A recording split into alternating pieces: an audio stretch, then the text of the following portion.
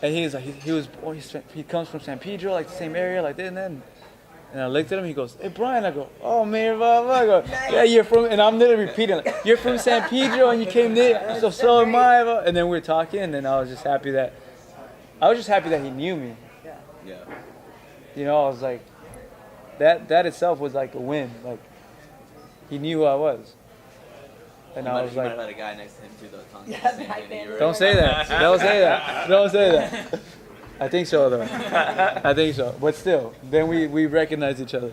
But I'm guessing that must kind of be fun sometimes when people don't expect you to be a professional fighter and to be, this I don't- is close. That's the thing, you don't look the part, so do you get that a lot? Like, no way! How is that even All the possible? time. Yeah. I get that all the time. I don't look like a fighter. I don't have cauliflower ears. Yeah. I have long hair. If you look at me and you say that's a fighter, you go, hell no. Not a good one. Yeah, yeah, right? That's a good one. Right? Yeah. But I mean, but she's right though. Can't argue with right. I don't look like a fighter, and I like it though, because it just allows me to be in the position I am now, to where I can venture off wherever I want to go. I can go into acting. I can go into this. I can go and I can go different ways now, and because of fighting, I can do that. And I just like it, you know. I like the ability of almost like a chameleon, right? You put in a camera and put on some whatever, and you're an actor. Put me in a cage, I'm a fighter. Put me somewhere else, and put me in the ocean, I'm a surfer. You know, I go. I don't know what I am. I just do it all, and I want to be good at everything. But yeah, I'm not your typical. Yeah, I don't look like a fighter. That's my problem too. You know that? Because I go somewhere, like I'll go out, and everyone always picks on me. Yeah. Yeah, just cause. I find that surprising. I know people who don't know. You'll go somewhere, and like, I'll have some guys that look like fighters, but I beat them up, and they stay away from them. Yeah. And then I walk around and they'll give me like the shove and the push, and they'll look at me and I'm like, fuck. And then these guys step in like, hey, Chid, and they're like, oh, we don't want to fight you, but him. And I'm like, all right. You're like that guy at the bar who says he's a UFC fighter, and Right. everyone's like, I'm that guy. Yeah, I'm that guy. Sure, bro. sure, bro. I fight for the UFC. Yes. Okay. Okay. I train UFC I too. train you. Yeah. But yeah, I've kind of accepted that. I've accepted it. Yeah. I used to walk around with a chip on my shoulder because of that, but now it's like, nah, let them hate. If you can go back in time and tell that mid-2000s teenage Brian Ortega that you're about to fight for the UFC title, you're doing a feature film, you have this foundation, all these things going your way, what would teenage Brian Ortega say if you told him all that? You sure you came from a time machine? I don't know, man. I've always believed in myself. I probably would have just happy thoughts, I think. Just to know, like, damn, the future's all right. Because in that time, things were pretty dark.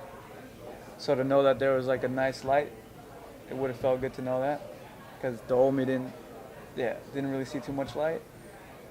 So it would have been good to know that there's something at the end of that tunnel. Would you have believed it though?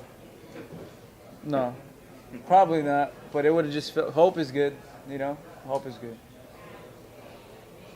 Is that important to kind of tell that story, to bring it to kids that maybe were feeling some of the things that Absolutely, I feel like given with the right audience or the right, the kids who are struggling, talk to them. I feel that would be something good, to talk to them about not giving up, not quitting, having that light, having that hope, staying strong. Because nowadays we break mentally a lot. And we're not being trained to really contain that. Because my dad always said we all have a monster inside our head. It either controls you or you control it. So, and I feel like we're not being taught to control that monster, put him in its place. But yeah, man, I feel like, especially with, you see that the suicide rate for teens is crazy. Someone actually sent me a message not that long ago. A message like that. And you go through your DMs and you're like, and the majority you don't read, and this one was like, damn, allow, right back like, hey, don't, find me here, add me on this, add me on that, let's become friends, like, and they're still here, but it's crazy though, man, like, you never know where people are in places, and I had a couple friends commit suicide, so I know, I kind of understand it a bit, so yeah. So this was someone struggling who reached out to you for help, kind of. Yeah. And what did you say? I was just talking to them. Yeah. I just felt like they needed a friend. Right. So I didn't know what to say. I was just, don't do it. Let's talk. How was your day? What's going on? Let me get to know you. Who are you? Talk to me. What's bothering you? What can I do to help? And then just talking to them helped. And then now we just send each other photos back and forth, and just like, oh, I'm in the car, and they're like, oh, now I'm doing this, and it's like, obviously I know I can't do that with the whole world, but start somewhere, right? So yeah, we did that. Everybody good? So you have the Prime Foundation. That's what you have. Yeah. Nice. Well, I mean, seriously, you think of the Eminem song, Stan, right? The whole thing. Yeah. That That's happens. real. That's real. Yeah. It's heartbreaking. Yeah. Yeah, it was a girl who reached out to me. Yeah. Yeah. Oh, really? I feel like killing myself, didn't I? It's like, What was that moment like? Just kind of reading that and being like, oh, like I gotta get back to this. I was tripping out. Because it's like, one, I don't know you, and I don't want to say the wrong thing. Right. Because now you're like, man, what do I say? If I say the wrong thing, I don't want to have that, like that feeling, that guilt. Yeah, and I'm like, but I don't want to ignore it either and say, oh, great, even this guy ignores me too. So it was crazy. Like, don't do it. Talk to me. That was it. And then she started venting out.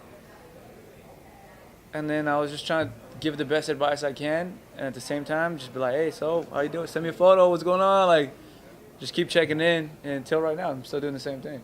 Yeah. So I'm glad she didn't do that.